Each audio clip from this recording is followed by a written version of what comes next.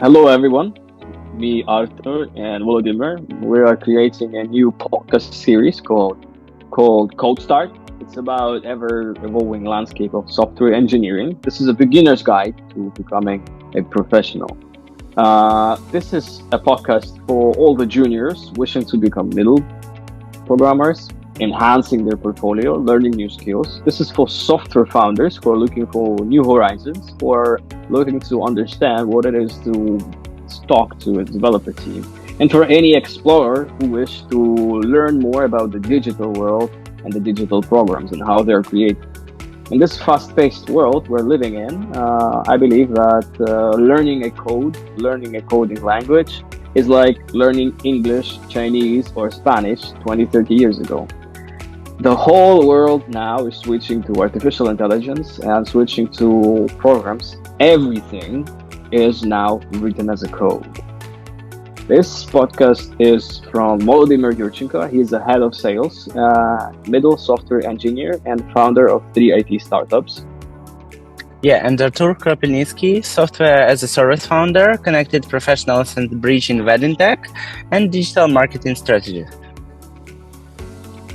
The digital landscape currently is changing fast-pacedly to artificial intelligence. They are automating our businesses, they're automating our job queries, our search engines, they're automating everything.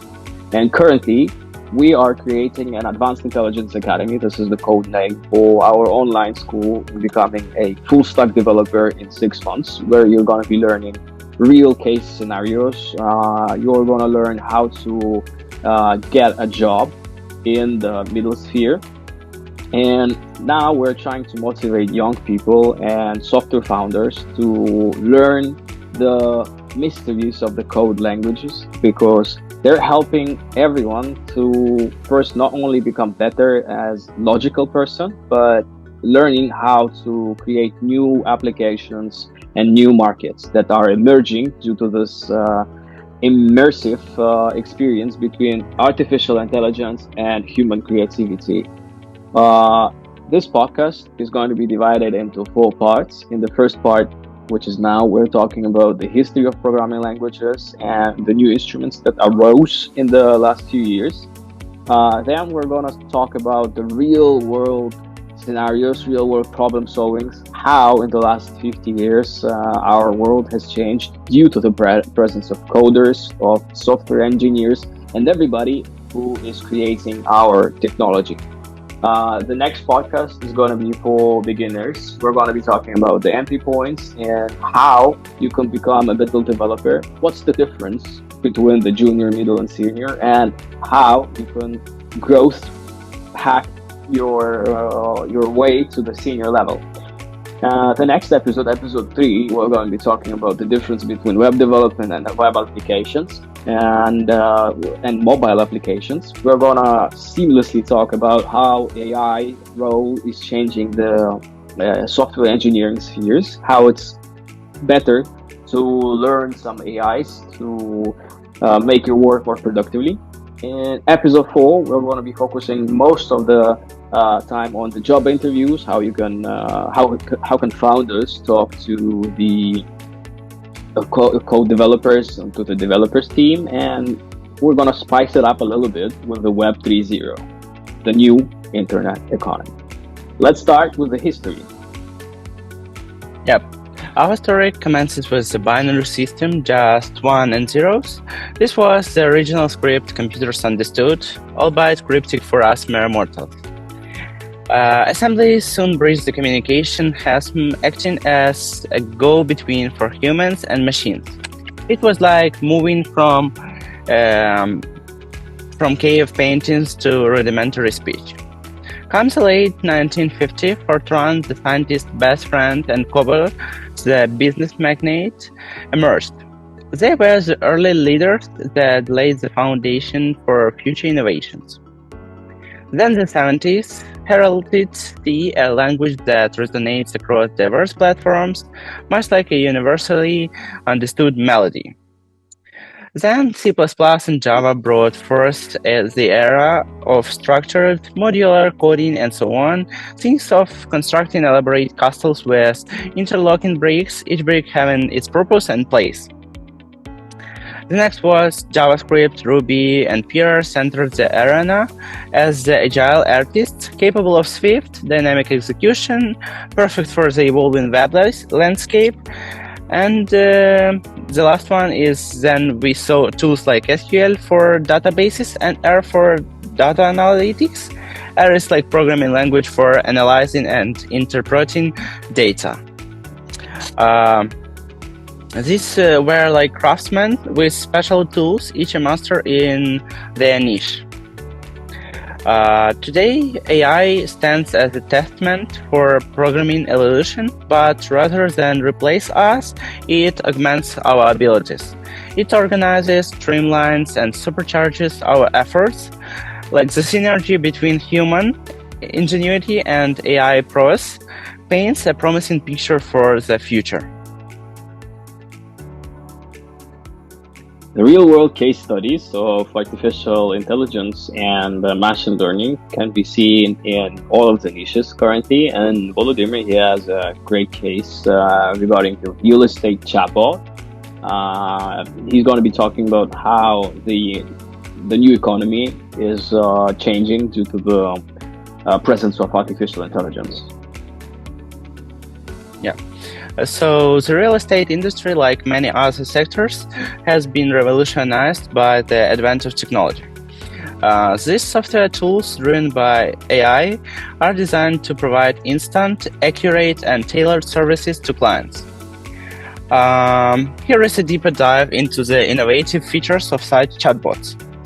At first, it's property search. Users input preferences like price, type, location, and so on, and AI quickly surfaces the best matches, eliminating tedious manual searches. The next is FAQs, like when the bot instantly answers common property queries, streamline communication and relieving agents from repetitive questions, and so on. The next is scheduling.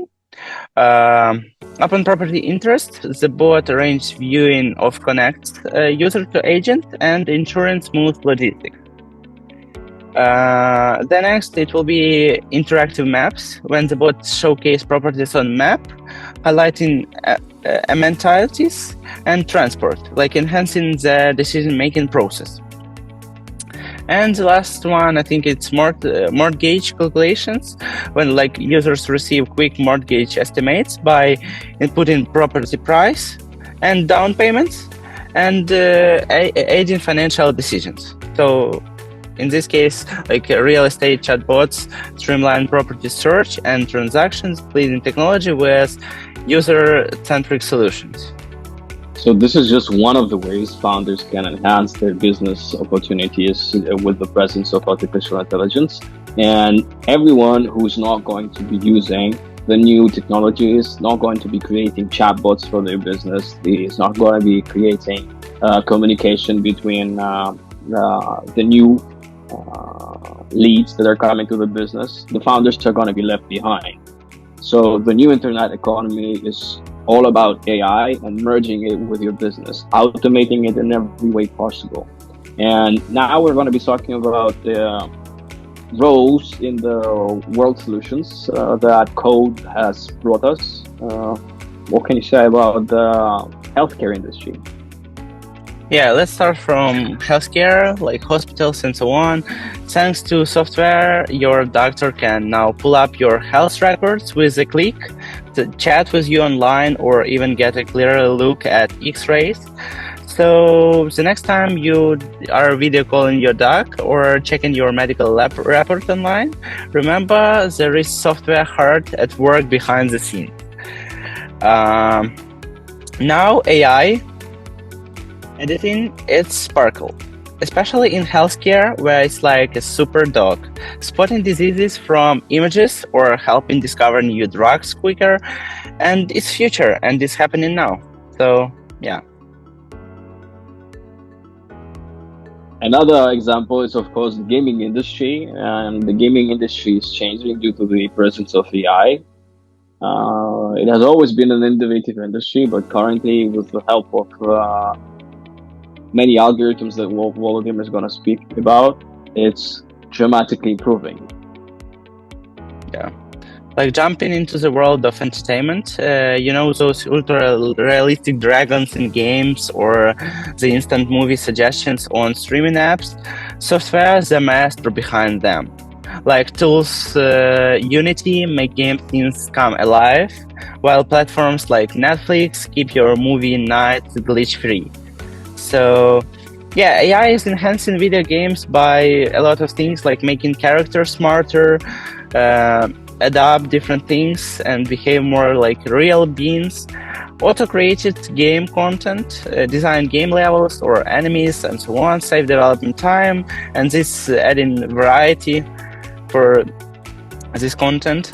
Then learning player habits. Machine learning makes the game adjust to a player style, making gameplay for more like challenging and fun, and so on. It depends from the player. Fintech industry, that has changed our way we interact with job interviews, the job opportunities. I mean, now you can receive money from abroad, working from Brazil, and your job is in Malaysia. You can receive payments through such services as Stripe, through Venmo, and through others. And AI is rapidly changing it too. Yeah, you even now can split dinner bills with friends using apps or get financial advice without a suit and tie meetings. It's like having a bank and financial consultant right in your pocket. So it's like this. And this is our future now. Everything is here. Mobile payments, you can pay for everything through the phone. It has changed only in the past 10 years. And what is to come is for the new developers, for new founders who are approaching to the market currently. Market's gonna change. Yeah. The next it's agriculture turned into tech. The environment's getting some software love too. Picture software as a super smart manager, ensuring we use energy efficiently and keep our planet greener. Maybe we can imagine a farmer checking his phone to know when to sow seeds or water crops and so on. That's the power of software in farming today. It's not just about soil and sweat, but also about smart decisions driven by data. So that's it for now. Thank you very much. Stay tuned with me, and then with Artur will describe Airbnb.